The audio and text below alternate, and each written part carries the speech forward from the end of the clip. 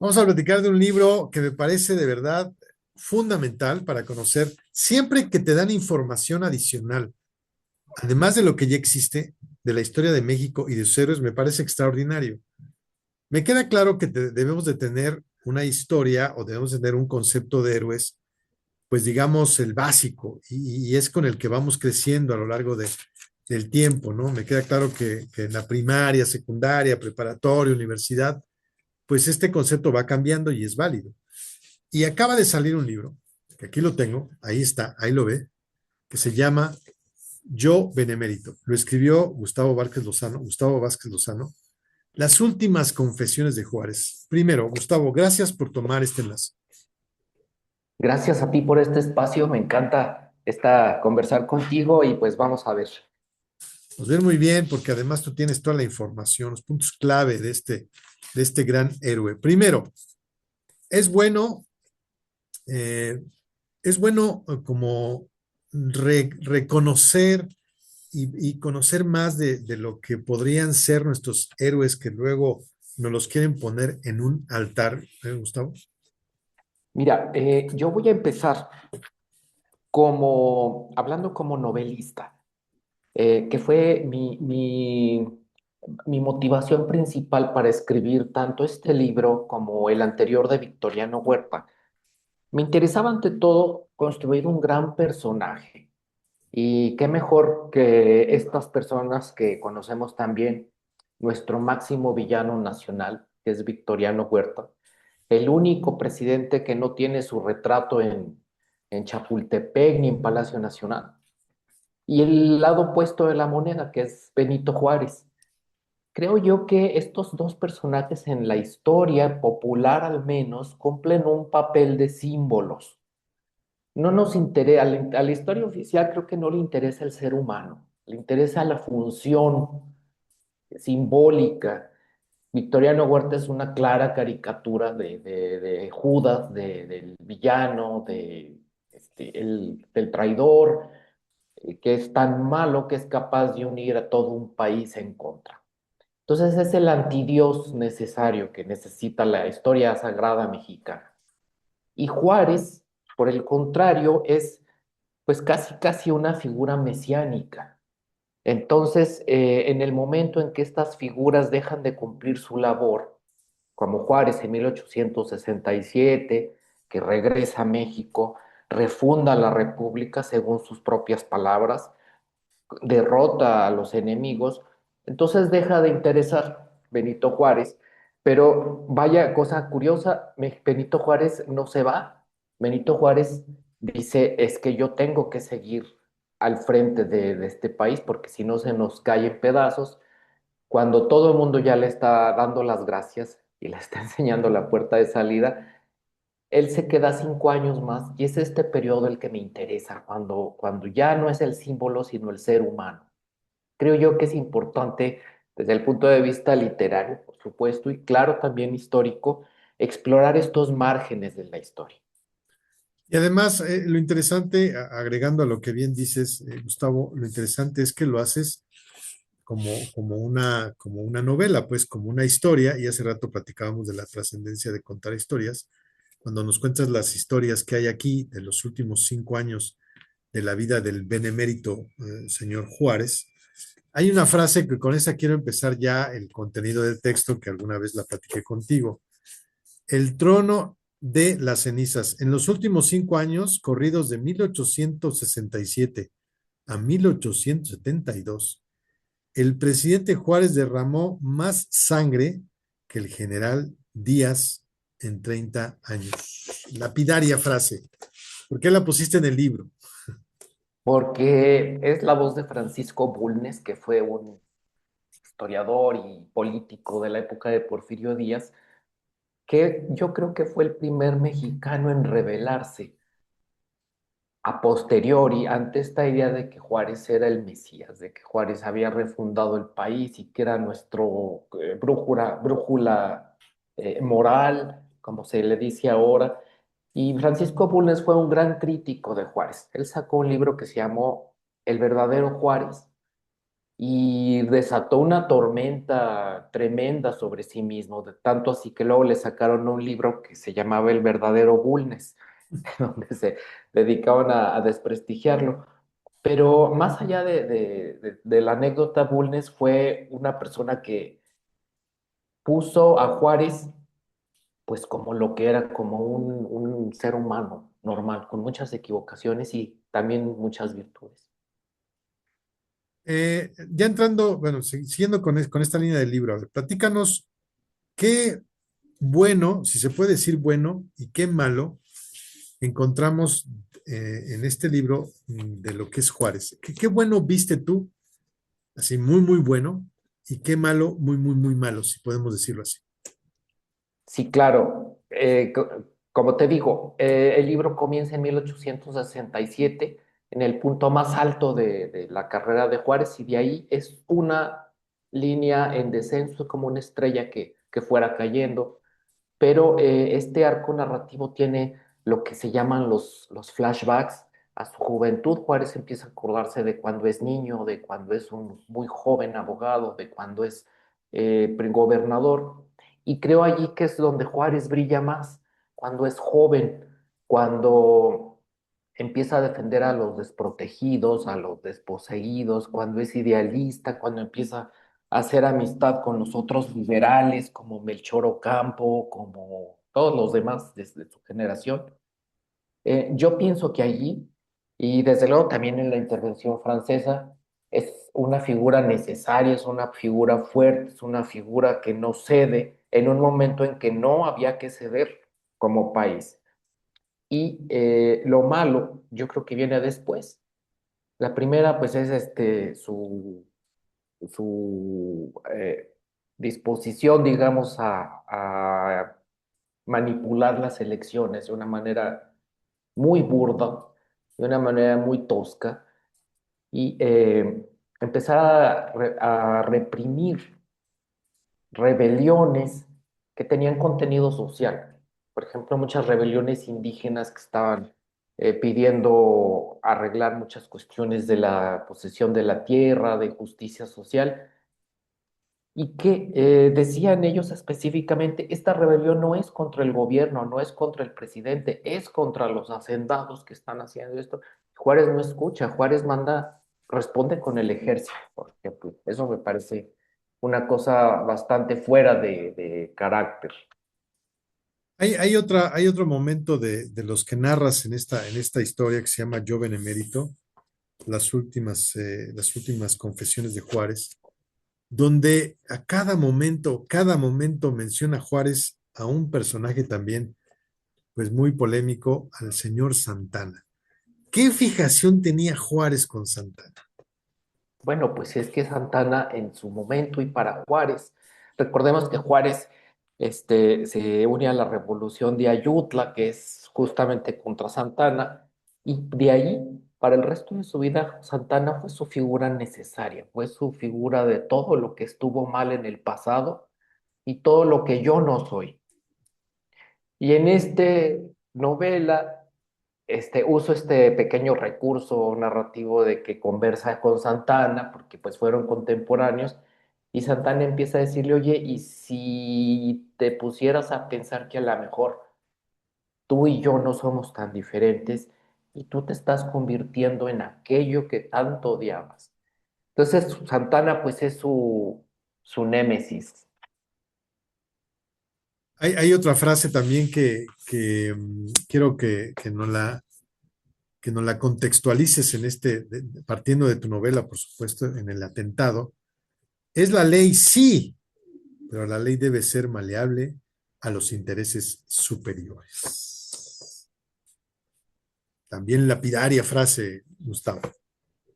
Sí, porque Juárez, precisamente, bueno, él se considera como el idólatra de la ley, se considera él mismo la personificación de la república, la personificación del derecho, y él se proclama a sí mismo el presidente de la pacificación, no de la paz, que por ahí en un momento lo dice, son cosas diferentes. Y bueno, pues esta novela está tratando de explorar cómo esa voz al principio es firme, segura, casi arrogante, conforme avanza la novela empieza a agrietarse, a desmoronarse.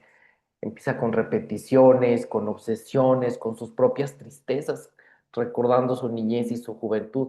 Y este es el verdadero conflicto que yo quería manejar en el libro, ¿no? De cómo esta arrogancia del principio empieza a agrietarse cuando se da cuenta de que pues ya no es lo que él cree. También en algún momento de esta historia que por favor tienen que leerla, es muy interesante revisar a nuestro héroe, no sé, pues fue nuestro héroe, sí, Juárez, porque realmente cuando te das cuenta de que son personas comunes y corrientes, pues es donde ya empiezan los problemas. Hay otro momento también donde él habla de que él es el segundo, así lo dice, se sentía el segundo Miguel Hidalgo, ¿verdad? Así es. Este es un discurso de Juárez y es un tema interesantísimo. Primero te voy a decir que en 1867 él quiere entrar a la Ciudad de México el mismo día de la Bastilla en Francia, porque quiere todo este simbolismo. Porfirio Díaz tiene algún retraso, entra hasta el lunes por la mañana, cuando ya todo el mundo está en sus ocupaciones, y Juárez se enoja muchísimo.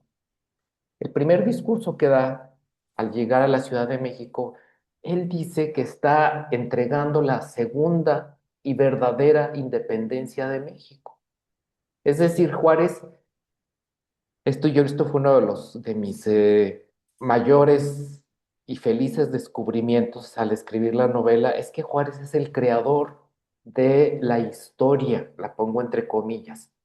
Esta historia, esta narrativa de malos contra buenos, de nosotros estábamos en un estado ideal y después llegaron los malos y hubo una lucha entre las fuerzas del bien y del mal, y las fuerzas del bien obviamente estaban representadas por mí. Y ahora estoy finalmente entregando la segunda y verdadera independencia después de haber derrotado. Esta narrativa de la que estamos tan acostumbrados actualmente fue una novedad en ese momento. Realmente, bueno, ya quiero entrar a detalles después de lo que yo creo y que, insisto, no me lo he podido quitar, pero ya me lo dirás ahorita, de cómo los gobiernos actuales, toda esta situación junto con Juárez. Pero antes de ir con eso, eh, ¿qué pasó? Y nos lo platicas en esta historia, ¿qué pasó, Juárez con su relación con lo que él era o lo que fue este mundo indígena? ¿Qué Ujú. sucedió? ¿Qué quebranto? ¿Por qué se dio ese quebranto? Es que no nada más fue el mundo indígena. En ese sentido, la generación de los liberales, como los hermanos Lerdo de Tejada, Melchor Ocampo, Benito Juárez y todos los demás, consideraban la situación indígena como algo que debía corregirse. Ser indígena en ese momento era ser atrasado, hablar español era ser retrógrada, la propiedad comunal indígena era una rémora para el progreso y esto había que eliminarlo. Pero no nada más es esto, fíjate. A mí me gusta pensar que Juárez, que fue un liberal radical en su momento, en este momento, en su vejez, se convierte no en un conservador, sino en un antiliberal. Alguien que llega y llena las cárceles de la Ciudad de México. Alguien que comienza a reprimir todas las rebeliones. Alguien que era demócrata y empieza a manipular las elecciones. Alguien que defendía la soberanía de México sobre todas las cosas y empieza a negociar con Estados Unidos la concesión de Baja California. Alguien que defendía la autodeterminación de los pueblos y empieza a intervenir en asuntos de Guatemala y de Francia, que hasta organiza una expedición para Francia. Y finalmente alguien que permitió que se derramara tanta sangre por la separación entre la Iglesia y el Estado, que bautiza a sus nietos en el interior del Palacio Nacional. Entonces vemos a un Juárez que no corresponde para nada al primero, o mucho menos a la estatua. Ahora, me imagino que para escribir esta novela o estas historias que nos platicas aquí, pues fuiste, leíste, revisaste, digo, además de todo lo que ya conoces, fuiste con expertos y de todo esto. Pero me imagino que hubo algo de lo que está aquí para que se lo comparta a la gente que te llamó poderosamente la atención, que a lo mejor no sabías, no conocías, y que con eso podemos invitar a que revisen este libro, Yo Benemérito, Gustavo. Bueno, mira, en este momento quisiera decir a lo mejor cosas anecdóticas, cosas menores que son los que le ponían sabor a la historia. Por ejemplo, Juárez se tomaba tan en serio la noción de que él estaba inaugurando la segunda y definitiva independencia de México, de que él era el inicio de las cosas nuevas, que crea un nuevo himno nacional. Claro, el otro era herencia de Santana, ¿no? La personificación del mal. Y entonces hay que eliminar el viejo himno nacional, convoca un nuevo concurso y entonces gana una composición muy bonita que se llama La Marcha Zaragoza. Esta fue uno de los datos que más me gustó. Me gustó mucho saber que Juárez llevaba nota de todo lo que se comía, no por una curiosidad estadística, sino porque él lo primero que hizo al llegar a la capital fue presentar le llamaríamos ahora sus recibos, decir, miren, me deben todo esto en alimentos, en viáticos. Me gustó mucho, por ejemplo, saber que tenía sus momentos de ternura, de humanidad, como cuando invita a los niños de las primarias a Palacio Nacional y se ponía a jugar con ellos. Les hace adivinanzas de aritmética, de matemáticas, todo este tipo de cosas que dices, bueno, ahí tenemos un hombre, un humano, Qué muy interesante esto que nos platicas y yo voy a abonarle algo. Antes en Palacio Nacional, ahora ya no podemos entrar a Palacio Nacional. Palacio Nacional es una fortaleza, pero antes en Palacio Nacional entrabas del lado izquierdo, en la parte de arriba estaba el recinto a Juárez y había eh, elementos o cosas alusivas a Juárez, textos, su traje, que ahora ya lo cambiaron. No sé en dónde va a estar. O sea, toda esa información y todo ese resguardo ya lo pasaron a otro lugar porque ya no podemos ir a Palacio Nacional. Ujú. Pero cuando yo vi todo eso, Juárez tenía una letra preciosa, Gustavo, pero preciosa. Escribió una manuscrita de veras envidiable.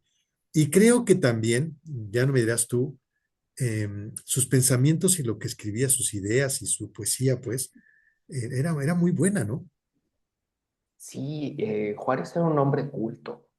Juárez estudió no solo en el seminario, sino también en la escuela de Derecho. Significaba que sabía latín, que sabía griego, que sabía francés, porque era el idioma franco de aquella época, como hoy es el inglés. Y por ahí tenemos listas, por ejemplo, de sus lecturas. Las dejó, todos esos detalles los dejó su yerno, Pedro Santacilia. Era un hombre que leía Kant, era un hombre que leía los clásicos, que pasaba el tiempo, si nosotros lo hacemos viendo TikTok, él agarraba los clásicos. De hecho, la primera escena de mi novela es él en un sillón Eh, leyendo a Virgilio, Correcto, correcto. Y también yo recuerdo que en algún momento también leyó a Víctor Hugo, también lo leyó. por supuesto. E incluso Víctor Hugo le mandó una carta para decirle que no hiciera lo que hizo con Maximiliano. Y si no me equivoco, a lo mejor me estoy metiendo en camisa de once varas, discúlpame, Gus, pero hay una parte en que dice, si me hubiera llegado antes esta carta, a lo mejor no lo paso por las armas. Dicen las malas lenguas que así fue. Pero a ver, en cuestión ya del libro y lo que me gusta del libro y el ir más allá de la historia que desde luego es una historia afichada, es una historia que entre la realidad y la ficción es muy real y nos detalla y nos muestra desde todos sus costados al benemérito. Pero me queda claro que la historia, y siempre lo hemos dicho, Gus, la historia se repite. Y aquí hay varios elementos que yo quisiera que nos digas qué tanto tienen con los gobiernos actuales. Me queda claro que cada gobierno agarra a su héroe y lo pone por encima de todo. A Cuauhtémoc, a quien tú me digas, ¿no? En este caso creo que este gobierno ha puesto a Benito Juárez por encima de todo. Pero oye, fijaciones con Santana.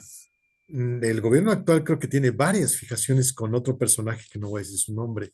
vaya, ¿qué similitudes encuentras o qué hay entre lo que pasó hace tantos años y lo que está pasando en estos tiempos con Juárez y el gobierno mexicano?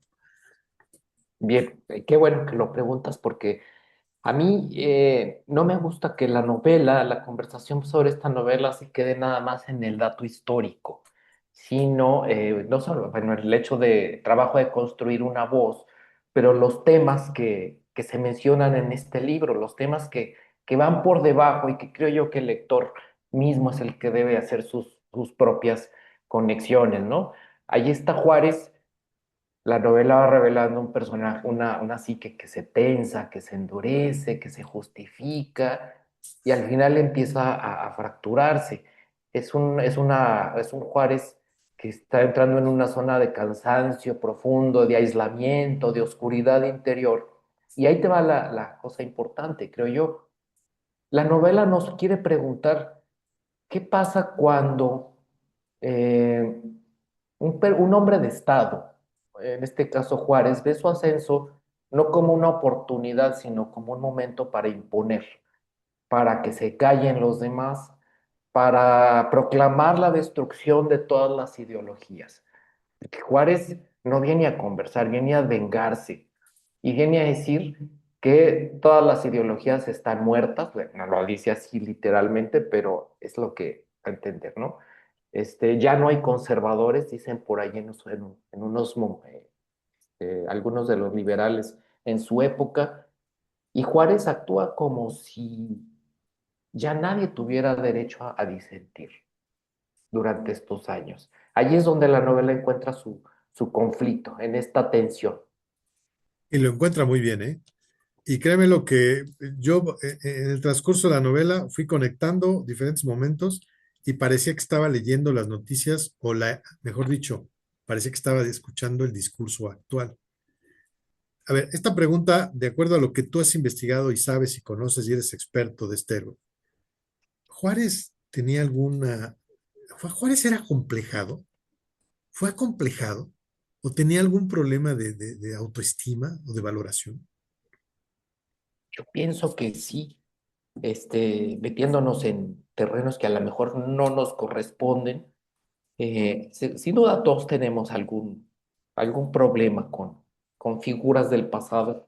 Yo creo que Juárez tiene un complejo fuerte hacia Melchor Ocampo, que en la novela aparece como una figura dominante sobre él, muy fuerte, hacia Lerdo de Tejada y sobre todo hacia Santana.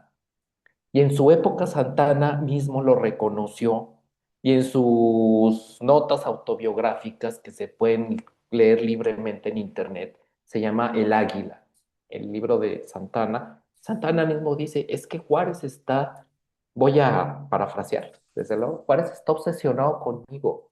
Juárez no me soporta desde aquel día en que yo estando en Oaxaca y él siendo todavía un joven abogado, me tuvo que servir la mesa en la casa de Manuel Envides, que era un personaje de Oaxaca. Y dice Santana que Juárez estaba como sirviente, que no tienen, por supuesto, nada de malo, pero que él estaba en descalzo, en calzón de manta, y que se sintió muy humillado Juárez desde entonces. Yo creo que confirma el hecho de que cuando atrapan a Santana en el 67, Juárez lo manda a fusilar. Santana se defiende tan bien, tenía una retórica indestructible, que los jueces lo perdonan y lo mandan al exilio. Y Juárez se enfurece contra estos jueces y los encierra en calabozos. Creo yo que ese es su mayor complejo de Juárez. Lo has dicho muy bien y yo estoy totalmente de acuerdo contigo. Además, tú eres la autoridad aquí. Gustavo, redes sociales, ¿cómo podemos conocer más el trabajo? El libro ya está en todos lados, por favor. Me pueden encontrar en Facebook con mi nombre completo, Gustavo Vázquez Lozano. Estoy en Instagram y Twitter no uso. Eh, pues allí estamos, como también en Instagram, como Gustavo Vázquez Lozano. Y bueno, pues si ya estamos terminando, creo yo que la advertencia más grande de este libro, yo no quiero decir, hacer las conexiones por el lector, pero ¿qué pasa cuando se declara el regreso de las certezas? Esta es la verdad, esta es la verdad absoluta y no hay cabida para otra cosa porque ya destruimos al partido opuesto. Esa fue la postura en la que se posicionó Juárez y ahí está la novela para documentarlo. Y que saquemos, como bien dices, nuestras propias conclusiones.